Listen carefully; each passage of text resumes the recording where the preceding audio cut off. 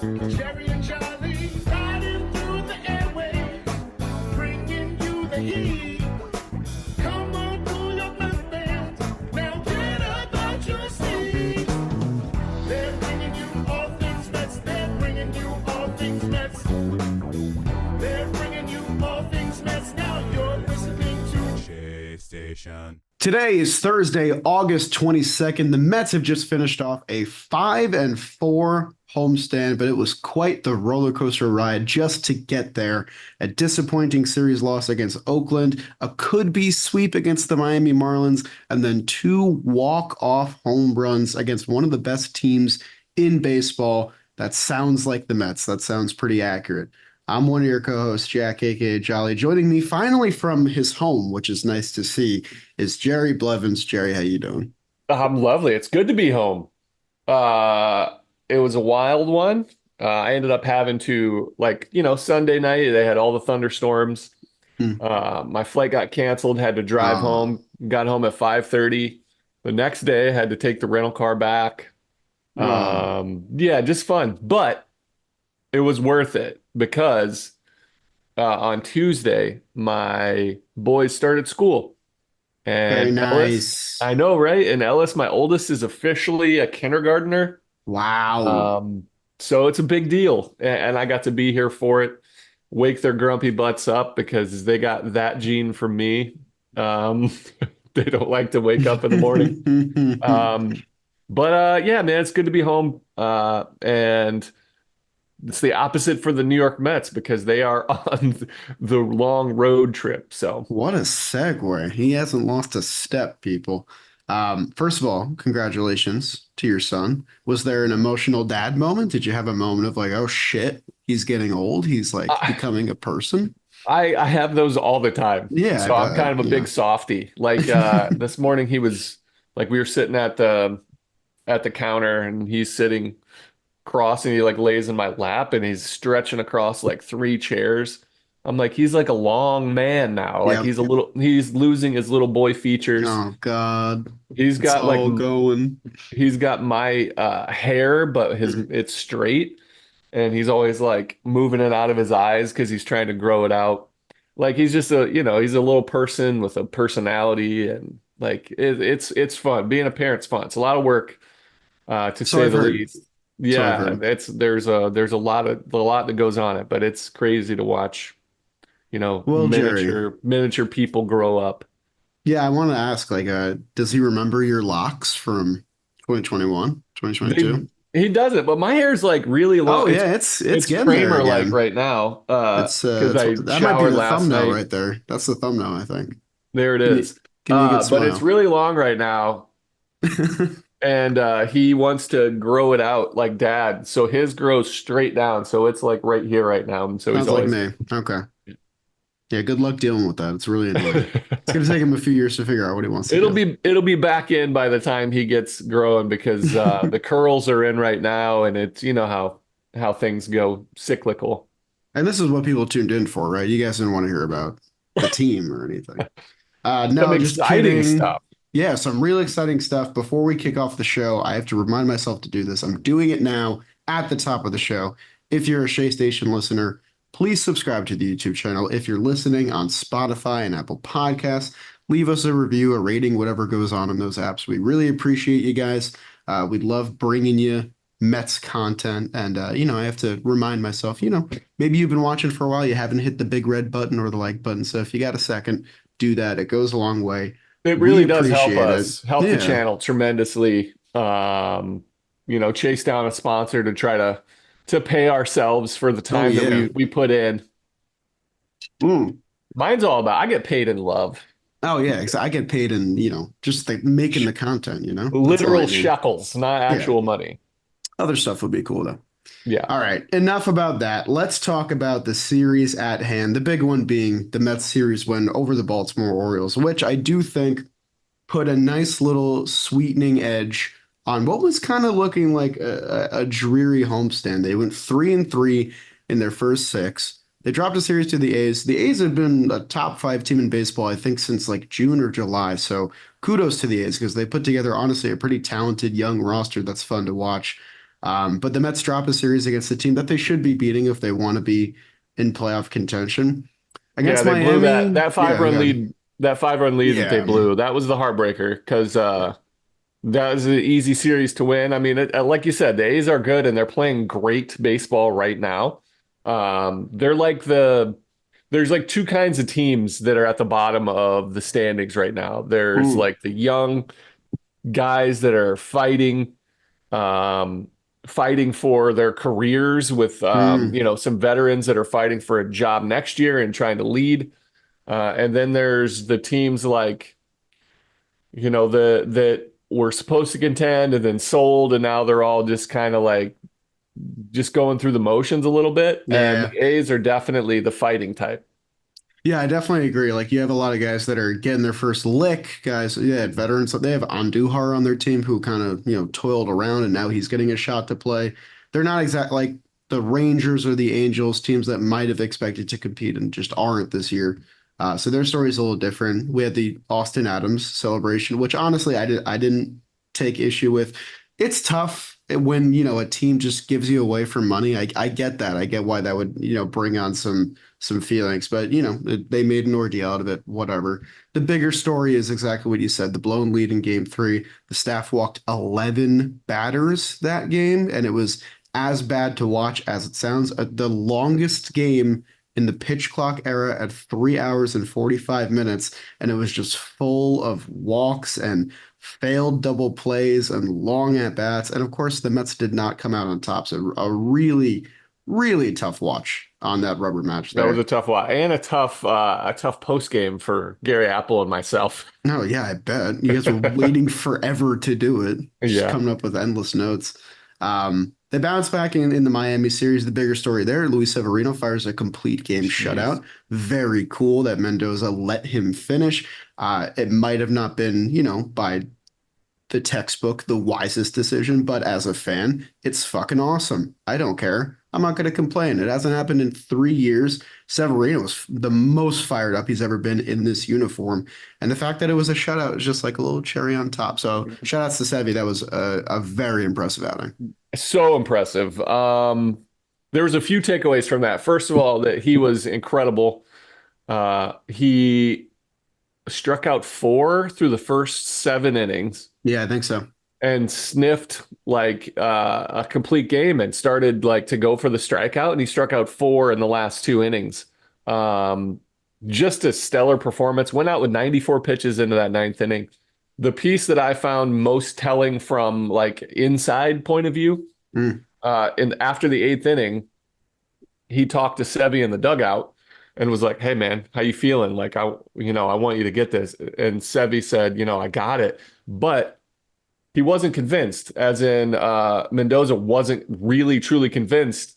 So he followed, like Severino went and did his routine, went into the cage, which is right behind the dugout, and he stretches and kind of clears your mind of what you just did and focus on what you got next. And Mendoza went up to him and said, "Hey man, we need you. How are you feeling? Like if you are out, be honest with me here. Mm. I want to push you." He goes, "But open that line of communication." And he said, "I got this. I want this." And Mendoza let him go back out after he hit the first batter on the I was first gonna pitch. say, yeah. He made the mound visit and was like, "Hey, this is it. We're going to go, hitter by hitter." And Severino stepped up to the plate, or to the rubber, I guess. But it was a magical performance. That was an easy post game because, man, did the team need that? That was such a boost, and I think it carried it over. Um, just a brilliant performance, and one that the Mets needed, that wasn't, a Manaea or even a David Peterson start, to Right. get Severino, he pitched better than his numbers, but he had three rough outings by statistics and three straight losses.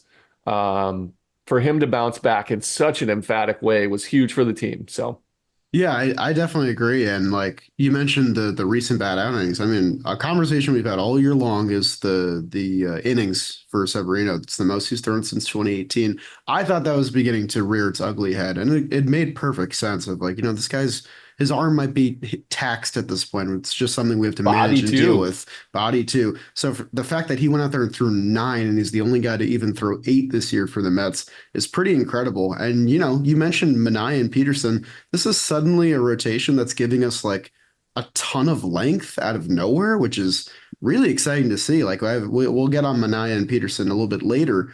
But Severino essentially helps reset the bullpen in this one. They win the first 2 games.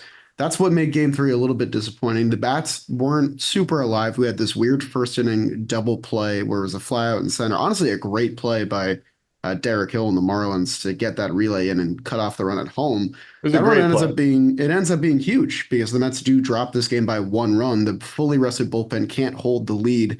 The combination of Brazoban and Garrett back-to-back game threes, they're the guys that blow it, which is really unfortunate because those are supposed to be your bridge guys going forwards, which is why the imminent return, hopefully, of Dedniel Nunez will stand up and be pretty big for this bullpen.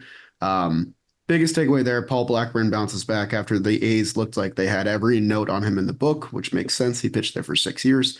But losing that game and ends you up at 3-3 against the A's and Marlins, which I'm not sure you sign up for at the outset when you hear that. So it made the series versus Baltimore a massive series, not just because you're playing a winning team, which the Mets entering the series were 10 games under 500 against winning teams, which is not a recipe for making the postseason.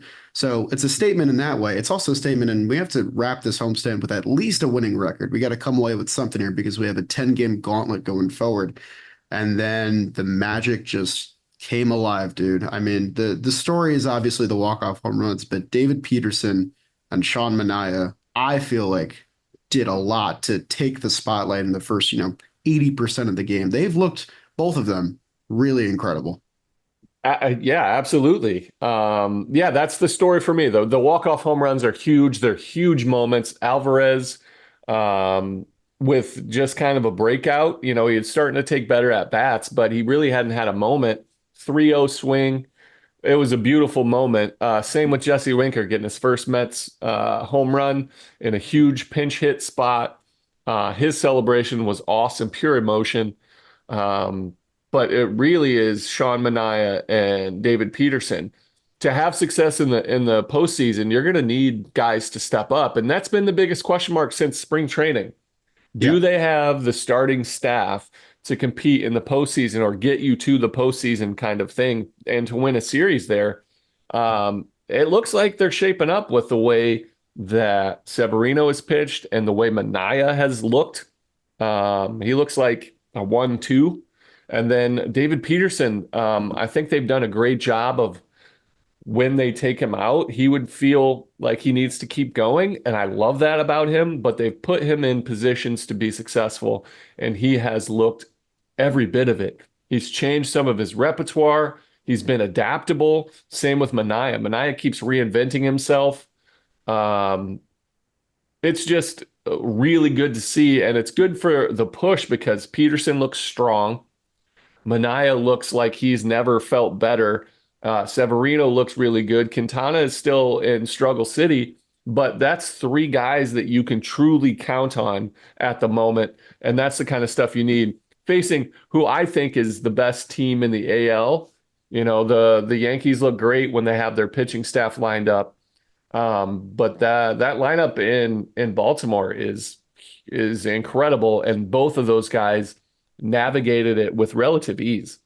Yeah, I thought this was going to have to be a series where the Mets bats really had to carry the load, and instead it was the pitching neutralizing like a very good offense. Like the Orioles right now are not at 100%, especially with their rotation. They don't have Zach Eflin, they don't have Grayson Rodriguez, but they still pitched pretty damn well, which makes them, scary in my eyes going forward.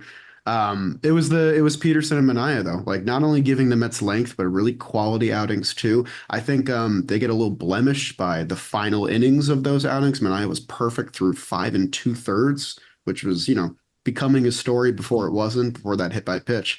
Um, in the middle game, though, I think it's worth talking about. Jose Quintana has had a really horrible month of August, which I think has really heightened the success of David Peterson because now that's David Peterson right now is your game three starter in a wild card series. Like I think most Mets fans would agree with that. And that's a pretty cool story, but it's also a little scary because that's supposed to be Quintana's spot, but he's had an ERA near 9 in August with a 924 OPS against. So he's going through one of those ebbs again after a really nice flow for about 2 months. And that pretty much put game two out of reach, which made the rubber match insanely important. How about Jesse Winker's celebration? I know Alvarez had the emphatic, this is my shit through the bat, all that stuff. I expect that out of Alvarez because at 22 years old, he's had like 6 clutch home runs already.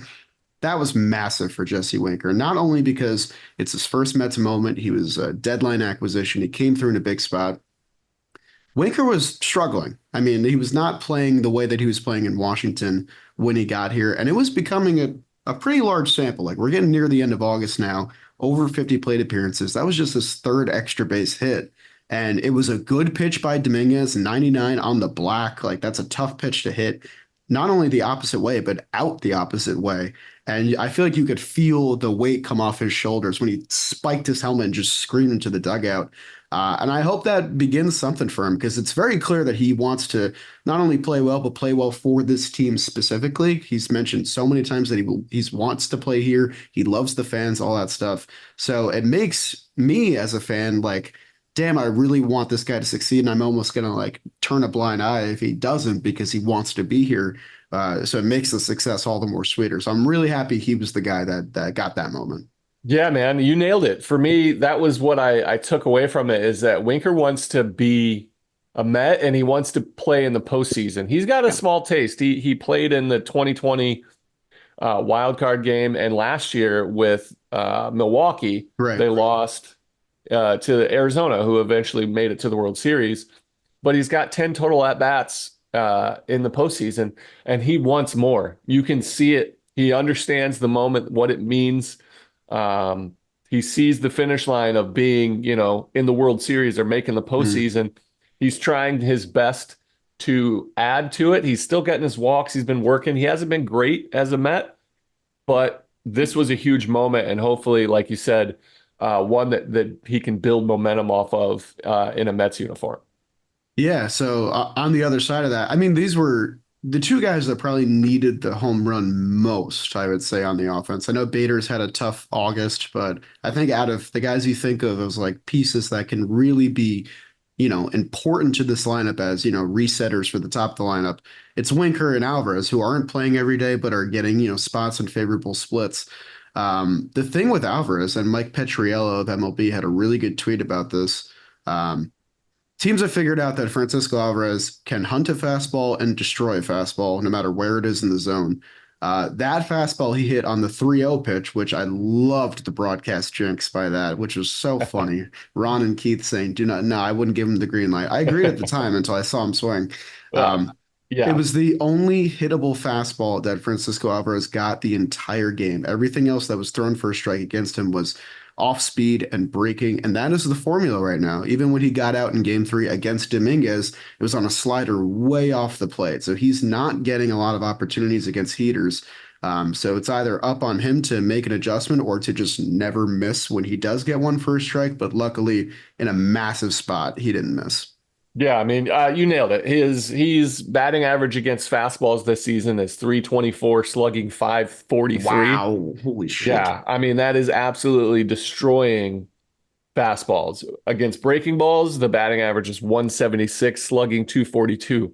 That is the other end of the scale. Yeah. And then against off speed, changeups, 200, slugging 400.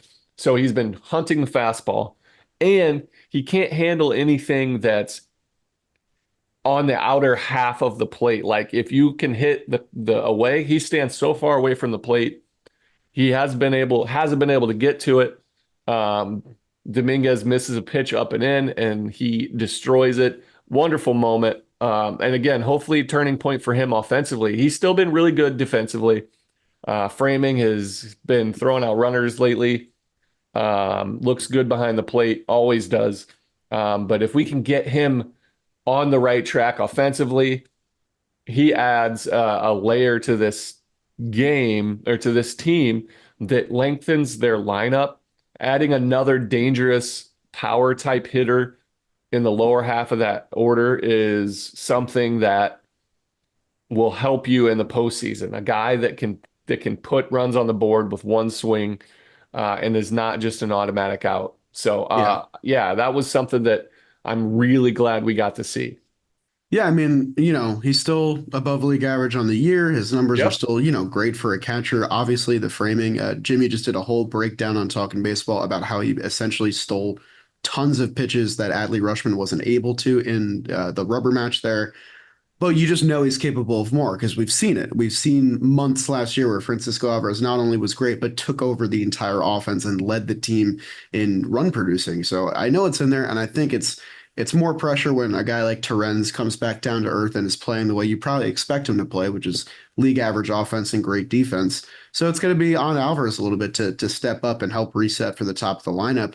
A top of the lineup, which does look different now because Mendoza has done another lineup shift, and again, it's working. I don't understand how he just has the instinct to put guys where they need to be, but Brandon Nimmo has had a nice 5 game stretch after being moved from the 2 hole to the 3 hole. He's got a couple home runs in that span, and Mark fucking Vientos continues You to drop enough bombs. I still can't believe it. Like I know that we have to believe in our young guys if this team is ever going to win and go deep into a playoff run. We have to believe in the development of the Mets, but I just didn't have it. Like I didn't have this caliber of season on my radar for him, and he's now dude, he might win like the Silver Slugger in the National League. Like he's been one of the best offensive third basemen in baseball. I constantly drop the numbers that have him like right behind Devers, but now it's just like now it's home runs. Now he's got 20 home runs in half the amount of at bats as Matt Chapman and Austin Riley, two of the best third basemen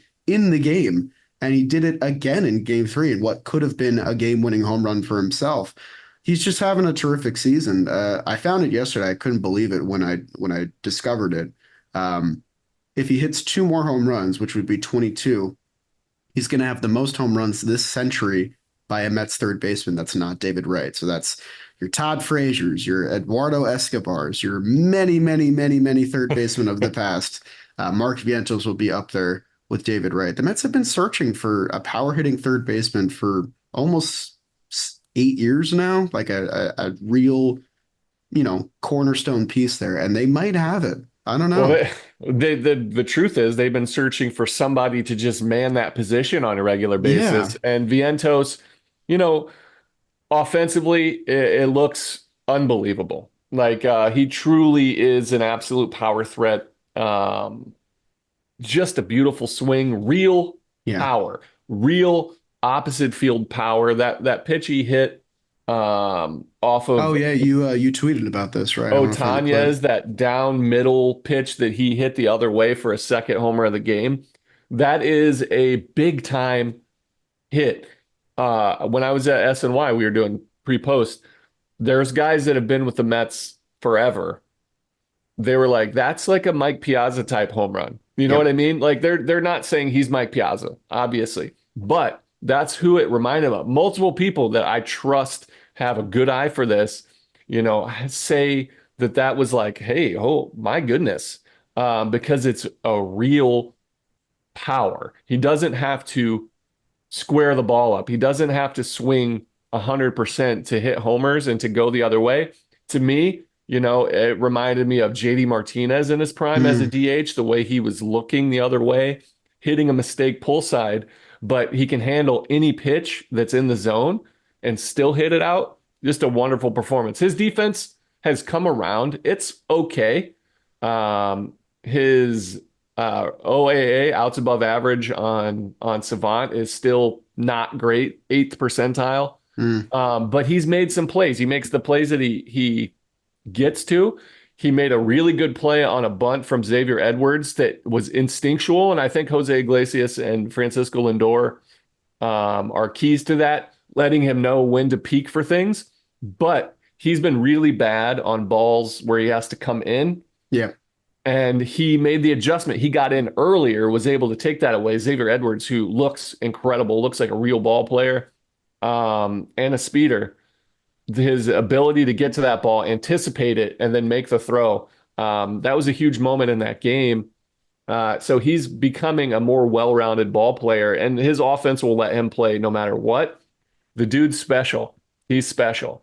Yeah, he had one yesterday to, I believe, his glove side in the Sean Manaea to keep that perfect game alive. It was down the line, tough play, and he made it look pretty smooth. So he's having his moments there. I think it's some more of the routine plays that are kind of eating him up sometimes. But again, I can't really care when he's hitting, like the way he's hitting. It's really exciting to see. And he's the guy that's moved into the two hole for Nimmo, and he has a 345 batting average since doing so. So, I mean, your two best hitters this month or even these past 10 games, far and away, have been Francisco Lindor and Mark Vientos. Now they're at the top of your lineup, which has been a pretty lethal combination. And I cannot believe that we haven't even said the name Francisco Lindor this deep into the episode because the dude might win MVP. I mean, he's just been so, so good. I mean, you want to highlight all the other parts of the team that are doing their part, the surprise pitching performances, the performances of your young players. But at the end of the day, it comes down to the dude that's making $340 million. And he's playing like it right now, man. He has multiple hits in over half of his August games. He's got a 910 OPS in August. He's just gone 25-25 for the second straight season. He's definitely probably going to get 30-30 again. The first shortstop in MLB history to go 25 home runs, 25 stolen bases in 3 different seasons. And 2 of them were with the Mets. Like it's just we're watching one of the greatest seasons in Mets history right now unfold before our very eyes. And to me, I would give him the MVP right now. Ohtani's having an incredible season at DH, but he does not play the field. He And to doesn't play me, the field, Jerry. I agree. And it's a bigger deal than most people are like forgetting. No DH has ever won the MVP. Yeah. And it's for a reason. Because they are not covering both sides of the ball. Lindor is killing it offensively. Well, we'll talk about that in a second. We talked about what Alvarez was doing to fastballs. This is why. Check this out. Fastball for Lindor. 252 batting average, slugging 478. Nice. That's incredible. Breaking balls. So this is where, Alvarez was struggling. 294 batting average against, 510 slugging. And then changeups and splitters, which, has been kind of his crux where you can strike him out because if it's a good one, you're going to swing and miss at everybody. Guess what? He's hitting 263, slugging 421. These are MVP type numbers. The dude's killing it. And he plays the number 1 position in baseball, the hardest position to play. He is a shortstop. And judging by his outs above average, where Vientos was in the 8th percentile, are you looking at it? I'm not looking at it right now. Okay. You want me to look at it? What percent? No. What Oh, okay. percentile? What percentile do you think Francisco Lindor is in? I would say 90th. 99th. Oh, 99th percentile. He is that's 13. beautiful. He is 13 outs above average. That means he's gotten to 13 outs over what average defenders do. 99th percentile. The guy is incredible defensive shortstop, just playing out of his mind. He is absolutely killing ball. Every at bat, I feel like he's going to hit for extra bases. Yep. He looks like he's going to hit for extra bases. When he gets out, it looks like he is surprised and he thinks that the pitcher got away with something. And he's right. He has been locked in. And it's not just this small sample size. It's been months that he's had the same approach. He's had that same look in his eye every single at bat, like I'm about to destroy this baseball. It is so fun to watch. He is special. I was in the running with Ketel Marte. He might steal the MVP, but for me, it's clear cut that Francisco Lindor deserves the MVP right now. First of all, great. I just loved everything you said. What a passionate monologue from Jerry Blevins. One thing I'm really excited for that we didn't mention, I think he's going to play all 162 this year. He leads the league in games. He's the only player to play every single game. He's got 127 games played. He leads the league in plate appearances. And I think it's going to take until the last day of the season until we find out if the Mets are making it or not. I think he's going to play all 162, and that shit matters to me because you're playing the toughest position on the field and you're producing offensively at the top of the lineup every single day. That's huge. The other thing is that, dude, like I know you obviously can't erase parts of the season to, fulfill a narrative or whatever. But if we were to, let me just tell you what it would look like. If we take away the 1 for 31 beginning to his season that we all remember, that we've all moved past, he's hitting 281 with a 349 on base and a 505 slugging on the year. His home run and stolen base totals are the same because he was 1 for 31 to start the year. If the year starts on April 7th, it's not even a discussion. He's the runaway MVP. He's got an OPS near 900 as an everyday platinum glove shortstop. He's having his best season at age 30, which has me really excited for what's in store for the next few years. And dude, Ketel Marte hits the injured list. Okay. Obviously, don't wish injury on a player, but when you're talking about awards and stuff like that, shit like that matters. Ellie De La Cruz has the stolen base effect, sure, but he's limited defensively compared to Lindor. And then Ohtani plays DH. Like, listen, man, I know that like he's having an Ohtani season at the plate. I get that. I get that he's been so good, but I got 2 points here. One, the Dodgers are still a playoff team without Shohei Ohtani. They didn't have him last year. They had the same roster essentially, and they were a playoff team. I know the pitching staff is a little bit different, but I do believe they would still be a good team even if they didn't have him.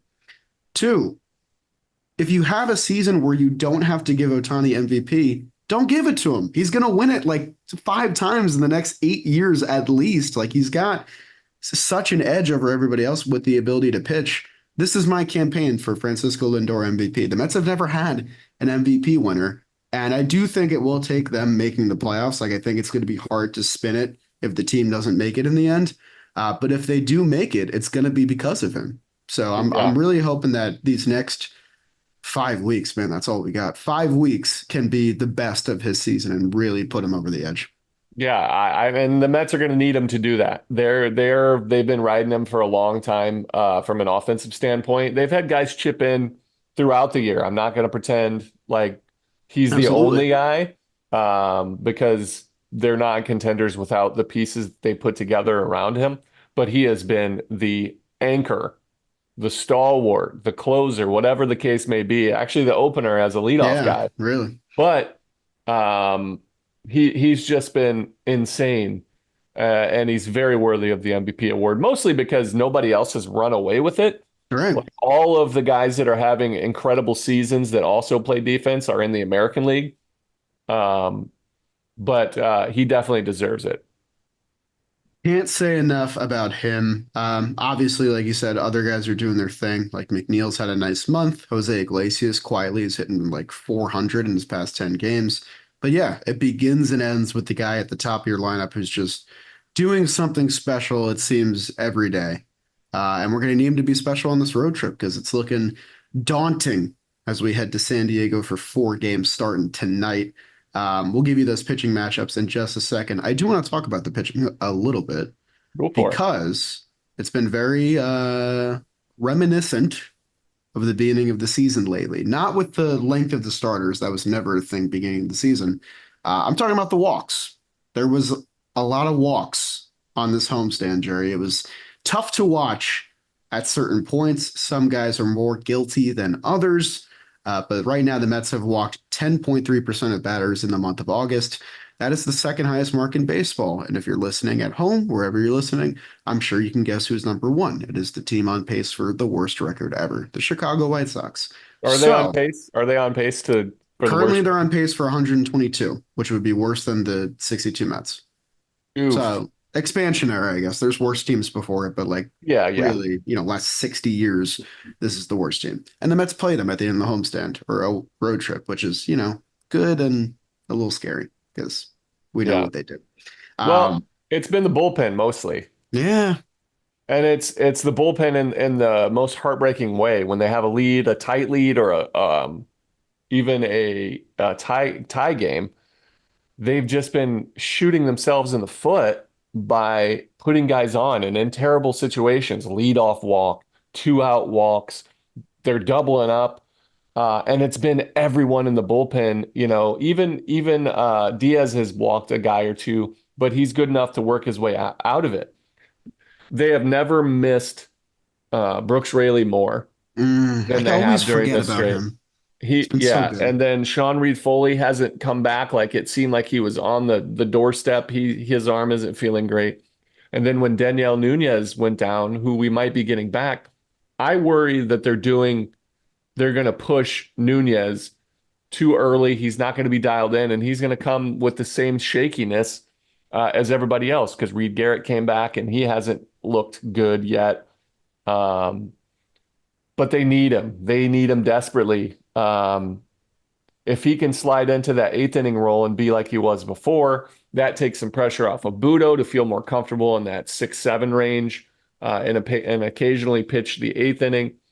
But they need him. And the bullpen is the main reason why they haven't had an ability to catch some of those teams at the top in the wild card race, including the Diamondbacks and Padres, who they're about to face.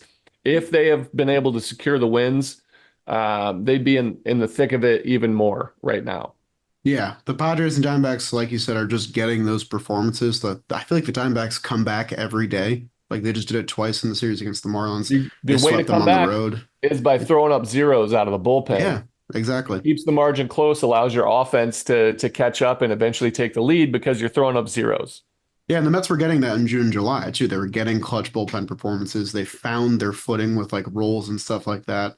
But right now, the circle of trust, in my opinion, is three guys. It's Budo, who has been used, I think, in interesting spots. He was used, I think, pretty well in the Baltimore series. Had a tough go on that strikeout double play that got called incorrectly. I was pretty. That was one of my closest moments to going over the edge. I was pretty upset because that was, as I It said, a was potential. middle. It was a series losing call on a middle pitch, and he gunned the runner down. So I could go on for 5 minutes about that. Udo's looked okay, but even with that, he's walked seven batters in his last six innings. So there's your recipe. Phil Maton, who I think never gets enough love, has been great since becoming a Met. I think he's probably your other guy. Go ahead. He still hasn't been great. Like he hasn't had that his stuff Yeah. dialed in for a while. He's good enough to get out of it, which is a great sign. But if he can get his consistent shape of his pitches back, he struggled this homestand, but he worked his way out of it, which is what good pitchers do. But he's got another level to go to where he's dialed in like he was when he first became a Met. Also, just looking into it, I've talked a little bit about earlier episodes about how the Mets have to do a lot of resetting in the offseason for, filling out bullpen and pitching staff. Phil Maton as a team option for next year. So with how good he's looked, he might be a Met for a little bit. That's a great move by Stearns. And Agreed. then the other one is Sugar. Sugar has looked like Sugar. I know that the velo is not always there because I think he's not always dialing it up. But the slider has its bite again, and like since returning from suspension, he's been Edwin Diaz. He's got an ERA near 1 in 17 innings. He's 9 of 10 on save opportunities. He hasn't been getting a lot of save opportunities because it feels like every game is late and close or tied or we're trailing or whatever. But he has done his part in, a kind of a makeshift closer role. But you can't live with three bullpen arms. You can't expect to get six from all your starters, although Manaea and Peterson have been doing it. You got to be prepared on the days, especially in, important games down the stretch where you might have to yank guys early if they don't have it.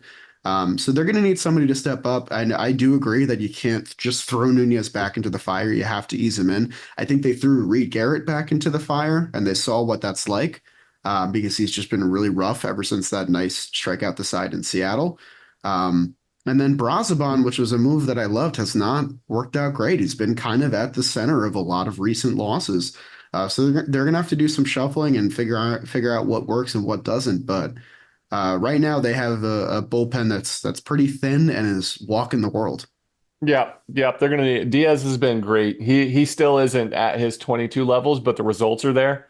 Um, he looks like a shutdown closer, but he isn't in the, class A, No. level like he Yeah, was. yeah. Um, but yeah, they're gonna need two guys, three guys to step up. I think they do throw Nunez back into the fire, hoping that he's locked right back in. And I think he's very capable because of the way he pitches, his style. But the fact that they desperately need him is a worry. It's a worry point for sure. Definitely. So now I want to ask you this Okay. because there's been a lot of people stepping up in August, a lot of the guys, taking the spotlight, a lot of guys stepping back out of the spotlight. Good news, Jerry. The Mets won 86, 88 games. They've made the playoffs. They're a wild card team. They're in the 3 game set. It's time to set your rotation. Who gets the ball in game one? Mm.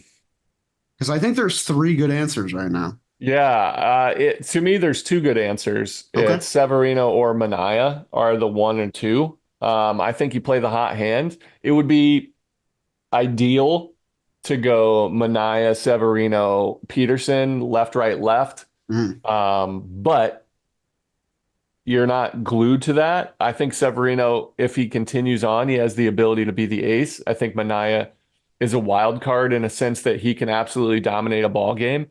But ideally, it goes Severino, Manaea, Peterson, just based off of track record, this season's consistency, that kind of thing. And I think Sevy deserves the nod to try to get game one. And he's pitched in big games before. The only reason I asked between those 2 guys is because it's just unbelievable. The Mets have their top 2 starting pitchers are both having their best season since 2018. Like a 6-year window where they were not the guy that they once were, and they both are now. Manaea, I mean, the length that he's giving the Mets currently is, I think, a huge factor in his stock skyrocketing. In his first 15 starts in the first 3 months of the year, he never went 7 innings.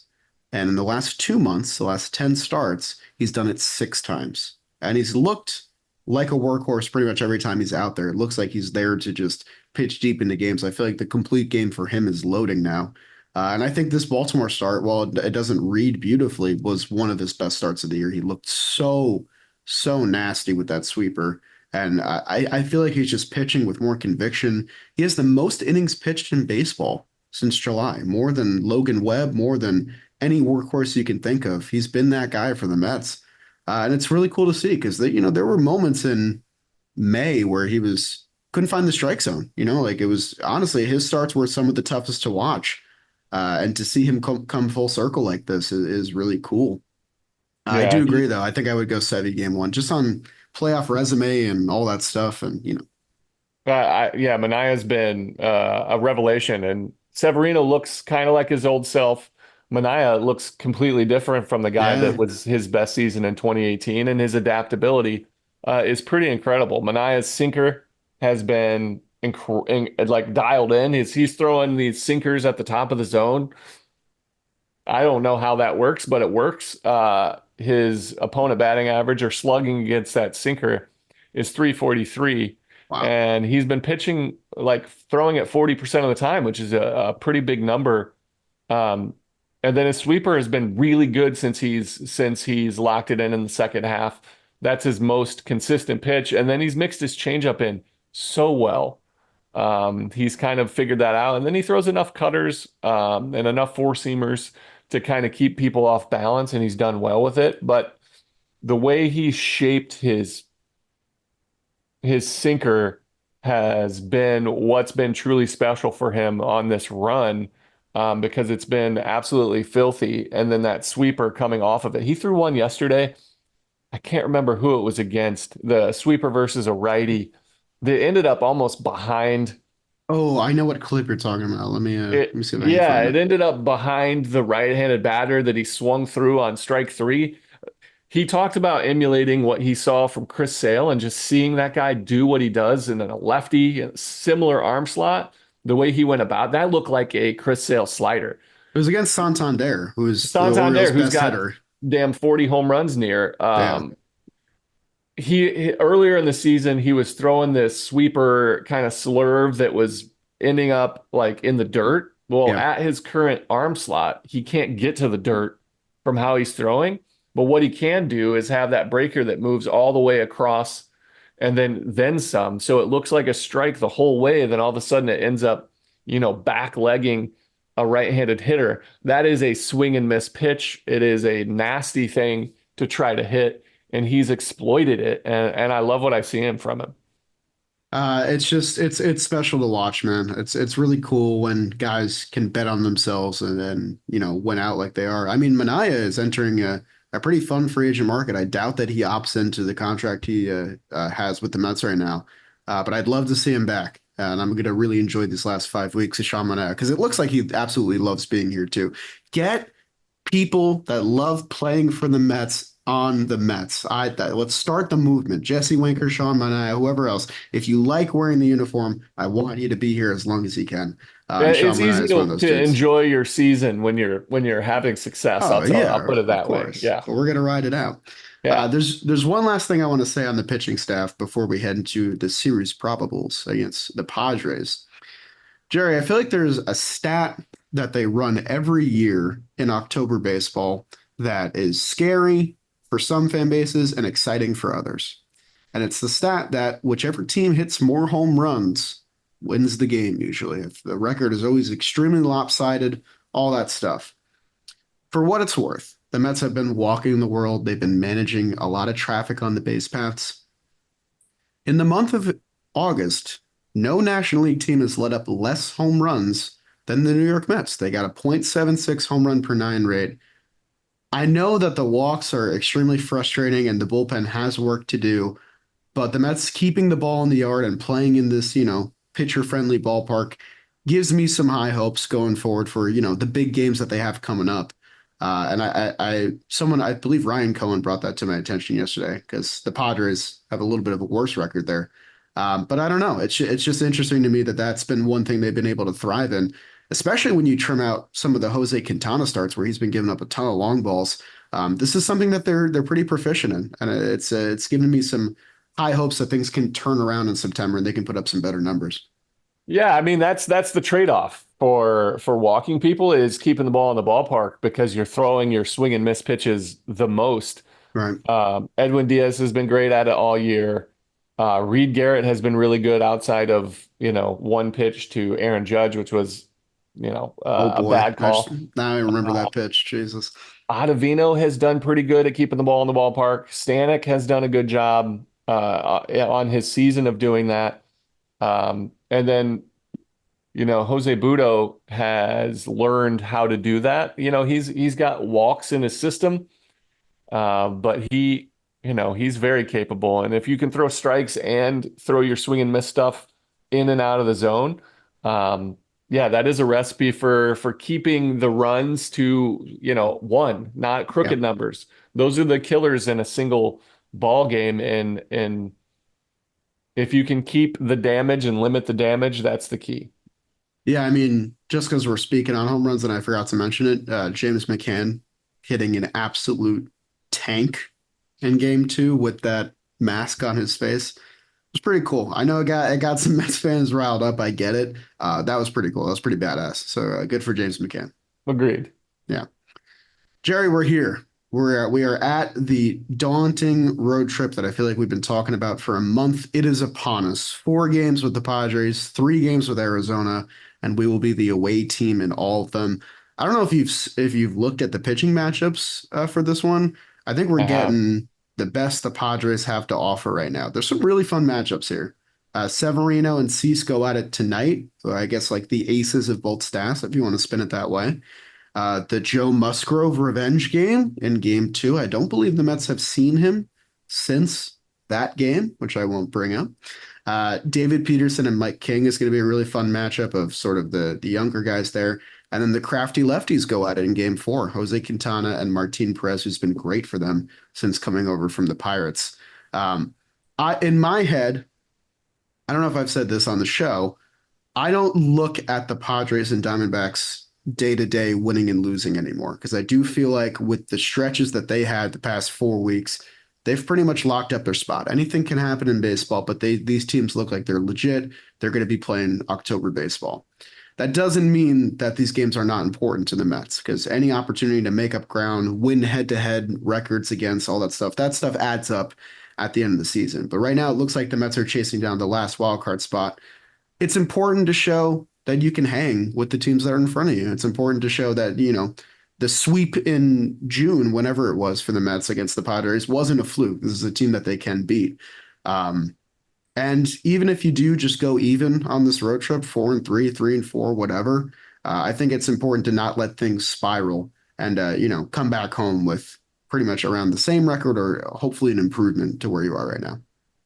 I differ from the locked in Arizona and San Diego. I think they're great teams. I think they're probably going to be in the playoffs if I were a betting man. Mm. But I absolutely think that the Mets or the Braves could chase that team down. There's a lot of baseball left, and you've seen what rough stretches can do. I mean, they've been so hot for so long.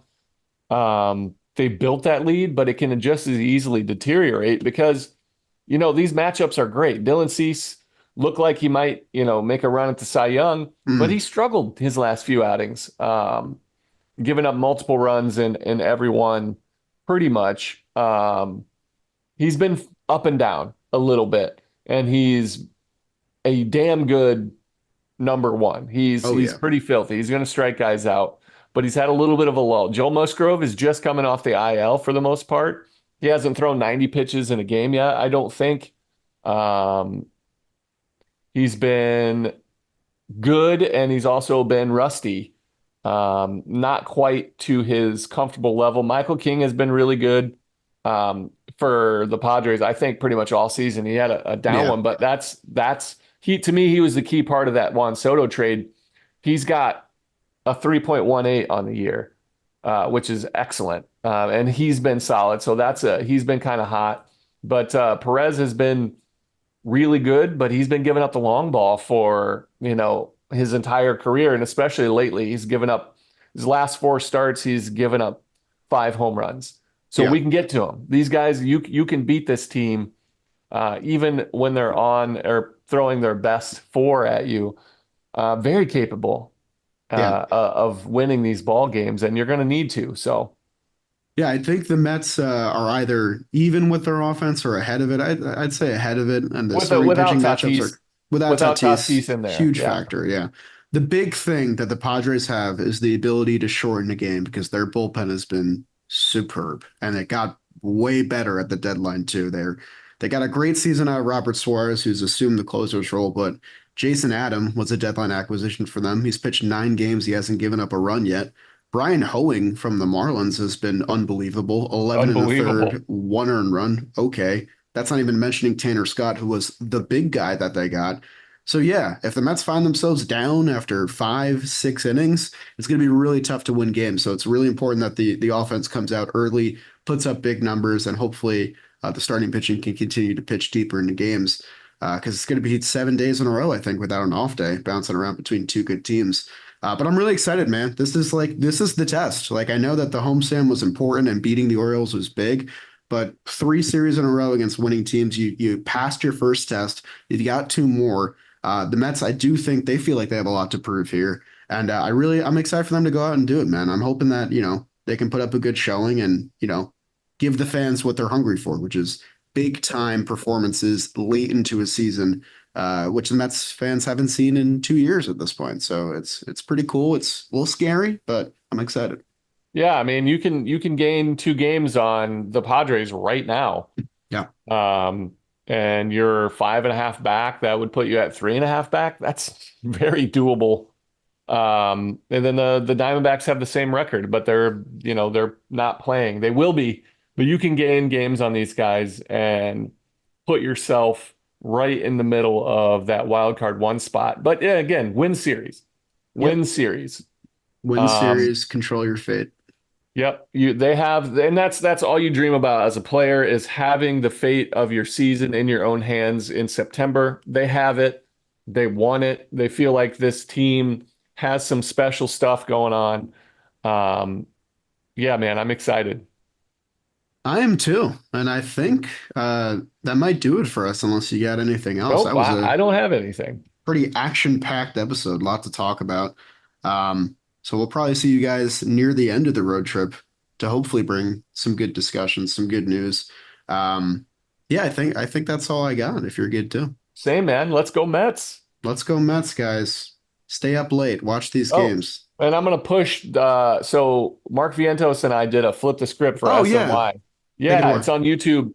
Uh, it opens the peels the curtain back a little bit on who Mark Vientos is, shows him some of his personality and his work ethic and his, down to earth kind of personality. The dude is special. I was a big fan of his this year going into that interview. I'm an even bigger fan now. Humble but confident. And I love that about him. And he's bigger than I thought. Oh I yeah, had always run into him in the clubhouse, and he's all a 6'4", man. That isn't embellished at all. And he's 24, bright future, could be an absolute, cornerstone of this team moving forward. It was a fun interview. I hope you guys give it a watch. definitely check it out. I'll throw in the link down below. I'll make sure I put Oh, thanks for little taking care note of in that there. tech stuff for me, No Joe. problem, dude. And then one other thing, I guess, not really important. We didn't even mention Pete Alonso once this entire episode. And that's pretty weird to think That's about wild. as Mets fans. I don't know. Hopefully, we're talking about him a lot next episode. Take Deal. charge, Pete. Come on. Be the guy. Love it. Let's go, Mets. See you soon. Shea Station, Jerry and Charlie. Shea Station, Jerry and Charlie. Thank you all for coming. Hope you enjoyed the show. We will see you next time, where we'll be back.